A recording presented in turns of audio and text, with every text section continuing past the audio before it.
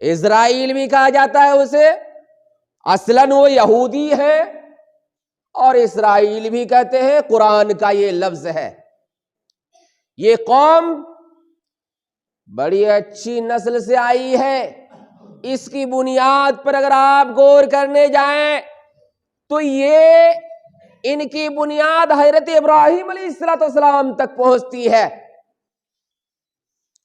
ابراہیم علیہ السلام تک پہنچتی ہے۔ اس قوم کو یہودی کیوں کہا جاتا ہے؟ حضرت یعقوب علیہ السلام کے ایک بیٹے کا نام تھا یہوذا، اس کی طرف نسبت کرتے ہوئے، ان کی طرف منسوب کرتے ہوئے انہیں یہودی کہا جاتا ہے۔ اب جو ہے یہ یہوذا بن یعقوب، پھر اسحاق، پھر ابراہیم، دیکھیے نسل کتنی اچھی ہے، ان کی بنیاد کتنی مضبوط ہے، کتنی شاندار بنیاد ہے، مگر ان کی حرکت، ان کے کام اتنے بدبودار، اتنی پلید ہے کہ مت پوچھئے۔ ان کی تاریخ انبیاء کرام کے خون سے رنگی ہوئی ہے۔ نسل کتنی اچھی، بنیاد کتنی مضبوط، مگر کام کتنے گندے۔ آپ سورہ آل عمران سورہ نمبر 3 آیت نمبر 21 پڑھیں گے تو معلوم ہوگا، وَيَقْتُلُونَ النَّبِيِّينَ بِغَيْرِ حَقٍّ۔ یہ لوگ کیا کرتے تھے؟ انبیاء کرام کو، اللہ کے نبیوں کو، سندشتاؤں کو، سندیش واہکوں کو قتل کیا کرتے تھے؟ بے شمار انبیاء کرام کو انہوں نے قتل کیا۔ ان کے نزدیک سب سے محبوب ترین، سب سے افضل ترین اگر کوئی نبی ہے تو حضرت موسیٰ علیہ السلام ہے۔ لیکن موسیٰ کی انہوں نے عزت کی؟ موسیٰ علیہ السلام کو کوئی مقام دیا؟ حضرت موسیٰ علیہ السلام کو بھی طرح طرح سے بدنام کیا، طرح طرح سے پریشان کیا، خوب ستایا۔ حضرت موسیٰ علیہ السلام پر الزام دھر دیے۔ کیوں؟ یہ لوگ جب نہایا کرتے تھے ننگے نہاتے تھے۔ آئیے وہ حدیث بھی میں آپ کے سامنے پیش کر دیتا ہوں، بخاری شریف کتاب الغسل حدیث نمبر 278، حدیث کے راوی حضرت ابو ہریرہ رضی اللہ عنہ فرماتے ہیں، کانت بنو اسرائیل یغتسلون عراتا ينظر بعضهم الى بعض وكان موسى يغتسل وحده فقالوا والله ما يمنع موسى ان يغتسل معنا الا انه آدر۔ بنو اسرائیل ننگے ہو کر کے نہایا کرتے تھے۔ کس طرح سے؟ وہ اس کی طرف دیکھتے تھے، وہ اس کی طرف دیکھتے تھے، مگر حضرت موسیٰ علیہ السلام تنہائی میں جا کر کے نہایا کرتے تھے، تنہا جا کر کے نہایا کرتے تھے۔ بنو اسرائیل نے کہا، اچھا موسیٰ کیوں نہیں نہا رہا ہے؟ ان کا جو ہائیڈروسل ہے، ان کا جو خصیہ ہے بڑھا ہوا ہے، مارے شرم کے اس وجہ سے ہم لوگوں کے ساتھ نہاتا نہیں ہے۔ اللہ رب العالمین کو یہ بات اچھی نہ لگی، میرے نبی پر عیب اس بنو اسرائیل دھر رہے ہیں، یہودی دھر رہے ہیں۔ اللہ رب العالمین نے اس عیب کو ختم کرنا چاہا۔ حضرت موسیٰ علیہ السلام نہانے کے لیے گئے، بدن سے کپڑے اتار کر کے ایک پتھر پہ رکھ دیے۔ اللہ کے حکم سے پتھر کپڑا لے کر بھاگنا شروع کیا، اور ادھر سے لے کر کے بھاگا جہاں بنو اسرائیل کے کچھ لوگ بیٹھے ہوئے تھے۔ فنظرت بنو اسرائیل فقالوا واللہ ما بموسیٰ من بأس، اللہ کی قسم موسیٰ کو کوئی بیماری نہیں ہے۔ ہم لوگ خامہ کا کیا کیا کہہ رہے تھے، ما بموسیٰ من بأس، یعنی موسیٰ کو کوئی بیماری نہیں ہے۔ اللہ رب العالمین نے عیب سے خلاصہ کر لیا کہ موسیٰ کو کوئی بیماری نہیں. پتھر جو کپڑا لے کر کے بھاگا تھا حضرت موسیٰ علیہ السلام دوڑتے ہوئے ان کے پیچھے گئے تھے, پتھر کو جا کر کے کئی ڈنڈے لگا دیے, اس میں چوٹ آ گئی. کہنے کا مطلب اپنے نبی, جس نبی کو سب سے زیادہ محترم سمجھتے تھے, ان کو بھی انہوں نے نہیں چھوڑا. اور تھوڑا سا آگے آئیے, ابھی فلسطین کی لڑائی ہو رہی ہے. فلسطین کے لوگوں کو جو لوگ ستا رہے ہیں وہ کون ہے؟ وہی یہودی ہیں, وہی یہودی ہیں. اسی جگہ کی بات میں بتانے کے لیے جا رہا ہوں. ایک موقع پر سورۃ المائدہ سورہ نمبر 5 آیت نمبر 21 سے لے کر کے 24 تک پڑھتے چلے جائیے. جو بات میں بتانے جا رہا ہوں وہ آپ کو مل جائے گی. حضرت موسیٰ علیہ السلام نے ان یہودیوں کو لے کر کے وہاں پہ پہنچے اور بیت المقدس جہاں مسجد اقصی ہے, حضرت یعقوب علیہ السلام وہاں پہ رہا کرتے تھے. اس کا نام پہلے پرانا تھا, کنعان کہا کرتا تھا, کنعان کہا جاتا تھا. کنعان یعنی اسرائیل, فلسطین اور اردن, یہ تینوں جگہ ملا کر کے کنعان کہا جاتا تھا پہلے. حضرت یعقوب علیہ السلام وہیں پہ رہتے تھے. تو وہ بیت المقدس جہاں پہ حضرت یعقوب علیہ السلام رہا کرتے تھے, موسیٰ علیہ السلام نے اپنی قوم کے لوگوں سے, ان یہودیوں سے کہا چلو وہاں پہ. لیکن وہاں پہ ایک بہت طاقتور قوم رہتی تھی جس کو عمالقہ کہتے تھے, جسے عمالقہ کہا جاتا ہے. اس قوم کا نام, بڑی طاقتور قوم تھی. لیکن اللہ رب العالمین نے حضرت موسیٰ سے کہہ دیا تھا جیت تمہاری ہوگی, بیت المقدس میں جاؤ گے تو لڑنا پڑے گا, لڑ کر کے وہ جگہ حاصل کرو, اس لیے کہ وہ نبی کی جگہ ہے, حضرت یعقوب علیہ السلام کی جگہ ہے, جگہ تمہاری ہے, وہاں پہ چلے جاؤ. حضرت موسیٰ علیہ السلام نے انہیں سمجھایا, یا قوم ادخلوا الارض المقدسۃ التي كتب اللہ لکم ولا ترتدوا على ادبارکم. قوم کے لوگوں, مقدس سرزمین میں چلے جاؤ, داخل ہو جاؤ, اور پشت کے بل پھرو نہیں, یعنی لڑو, بھاگنا نہیں ہے, لڑ کر کے وہ جگہ ہمیں حاصل کرنی ہے. ان لوگوں نے کہا اللہ اکبر موسیٰ, یا موسیٰ ان فیہا قوما جبارین وإنا لن ندخلها حتی یخرجوا منہا. یہاں پہ جو قوم ہے نا, بڑی مضبوط قوم ہے, بڑی طاقتور قوم ہے, ہم لوگ وہاں پہ داخل نہیں ہو سکتے جب تک کہ وہ لوگ خود سے وہاں سے نہ نکل جائے. وہ لوگ جب نکل جائیں گے خود سے, ہم لوگ داخل ہو جائیں گے. کتنا سمجھایا حضرت موسیٰ علیہ السلام نے. حضرت موسیٰ کو کیا جواب دیا؟ اذهب انت وربک فقاتلا, تو اور تیرا رب جا کے لڑ لے ان لوگوں سے. وَإِنَّ هَا هُنَا قَاعِدُونَ, ہم لوگ یہاں رہتے ہیں. کتنی بدتمیز قوم تھی, کتنی بدتمیز قوم تھی. نہ اللہ کی عزت کی, نہ موسیٰ کی عزت کی. کہا اذهب انت وربک فقاتلا, تو اور تیرا رب جا کے لڑ لے, ہم لوگ رہتے ہیں یہاں پہ. اللہ اکبر. ان کا اتہاس بیان کرنے جائیں وقت لمبا چاہیے. آئیے میں ذرا آپ کے سامنے حضرت عیسیٰ علیہ السلام کے ساتھ ان لوگوں نے کیا کیا. حضرت عیسیٰ علیہ السلام کو ان لوگوں نے جان سے مارنے کی کوشش کی, پھانسی دینے کی کوشش کی.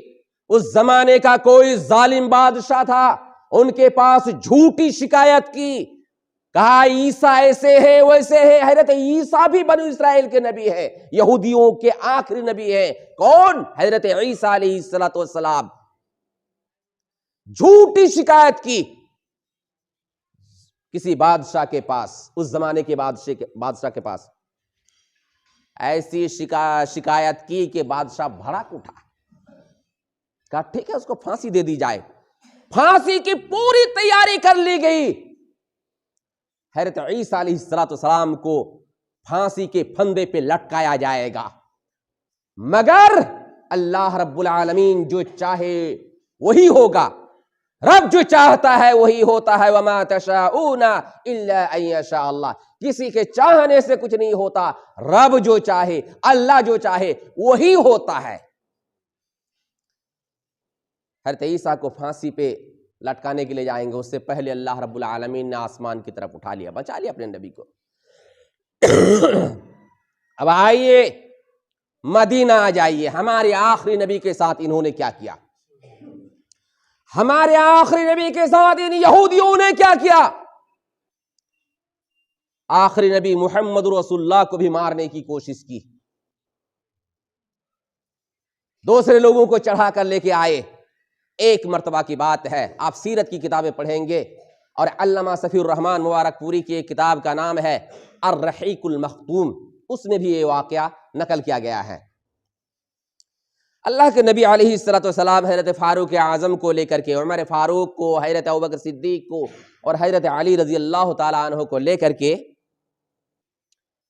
یہودی کا یعنی مدینے کے قریب ایک قبیلہ رہتا تھا بنو نذیر، قبیلہ بنو نذیر کے یہودیوں کے پاس گئے کہ فلاں کام ہے کر دیجئے آپ لوگ۔